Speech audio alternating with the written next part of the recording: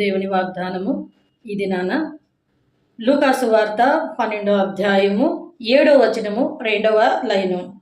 భయపడుకుడి, మీరు అనేకమైన పిచ్చుకల కంటే శ్రేష్ఠులు కారా.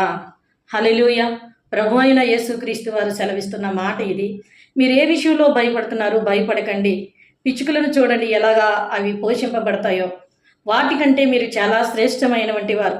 ఎందుకంటే మరొక దగ్గర దేవుని వాక్యం ఏమని రాయబడి ఉంటుందంటే, పిచ్చుకలకు నా బలిపీఠం యొద్ద ఆహారము దొరుకును అని.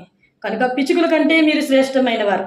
మిమ్మల్ని పోషించేవాడిని, నడిపించేవాడిని, మిమ్మల్ని నిలబెట్టేవాడిని, ఆశీర్వదించేవాడిని నేను. కనుక మీరు భయపడుకుడి అని ప్రభువారు సెలవిస్తా ఉన్నారు. కనుక ఇది నాన్న ఈ లేచిన వెంటనే ఈ వాగ్దానాన్ని పట్టుకొని ప్రార్థన చేసుకో. ప్రభువా భయపడొద్దన్నారు. శ్రేష్టమైన వారు అన్నావు తండ్రి. ఆ శ్రేష్టమైన వాటిలోకి నన్ను నడిపించి ప్రభువా అన్ను ప్రార్థన చేసుకొని ఇది నాన్న ప్రారంభించు. దేవుడు నిన్ను అన్ని విషయాల్లో దీవించి ఆశీర్వదిస్తారు. ఆమేన్.